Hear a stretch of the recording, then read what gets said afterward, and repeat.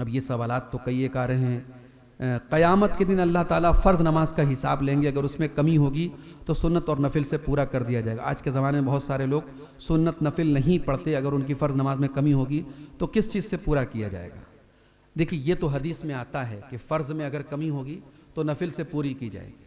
अब कोई नफिल नहीं पढ़ रहा है, सुन्नत नहीं पढ़ रहा है, तो उसकी कमी किस चीज़ से पूरी होगी? तो जाहिर है कि अल्लाह ताला के यहाँ फिर वो पकड़ होगी उसकी, उसको गुनाह होगा।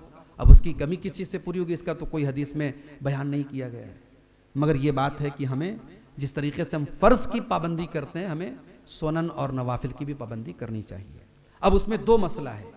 कुछ लोग क्या समझते हैं, साहब के नफिल नमाज को एकदम कंपलसरी बना लेते हैं कि मगरिब के मिसाल के तौर पर मगरिब में 3 रकात फ़र्ज़ है और 2 रकात सुन्नत है, दिन और रात में 12 रकात नमाज सुन्नत है, जो अल्लाह के रसूल सल्लल्लाहु अलैहि वसल्लम बहुत पाबंदी से पढ़ते थे और हमें भी पाबंदी से पढ़ना चाहिए। उसके अलावा जो हम पढ़ें 2-2 रकात करके, वो नफिल है। तो अब कुछ लोग क्या करते हैं कि 5, 2, 7, 3 फ़र्ज़, 2 सुन्नत और 2 नफिल, तो वो बिल्कुल कंपलसरी बना लेते हैं कि भाई ये 2 नफिल पढ़ना बिल्कुल ज़रूरी है।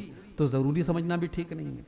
और कुछ लोग कभी नहीं पढ़ते हैं कि साहब क्या ज़रूरत है, हम तो माशाल्लाह ऐसे ही एकदम जो है बख्शे बख्शा है, हमको क्या ज़रूरत है नफिल पढ़ने की? तो ये भी गलत है। अल्लाह ताला सबसे ज़्यादा फ़राइज़ के ज़रिए बंदा अल्लाह की मोहब्बत जो हासिल करता है, फ़राइज़ से हासिल करता है। और फ़राइज़ के बाद फिर सेकंड नंबर पे नवाफिल आती है। तो पहले फ़र्ज़ को पूरा करो और फ़र्ज़ के बाद फिर नवाफिल और सुन्नत का भी एहतमाम करो। और कम से कम 5 टाइम की नमाज में, फ़जर की नमाज में 2 रकात सुन्नत, ज़ुहर में फ़र्ज़ के पहले 4 और फ़र्ज़ के बाद 2, मगरिब में फ़र्ज़ के बाद 2 और इशा में फ़र्ज़ के बाद 2, ये टोटल 12 रकात सुन्नत है। ये जो पाबंदी से पढ़ता है, हज़रत उम्मे हबीबा की हदीस है सही मुस्लिम के अंदर कि अल्लाह के रसूल सल्लल्लाहु अलैहि वसल्लम फरमाया कि जो ये 12 रकात पाबंदी से पढ़ता है, बनल्लाहु लहू बैतन फिल जन्नह, अल्लाह उसके लिए जन्नत में घर बनाता है। अल्लाह जन्नत में घर बनाता है उसके लिए, उसको जन्नत में घर मिलेगा। तो ये बहुत बड़ी बात है, इसकी हम सबको पाबंदी करना चाहिए।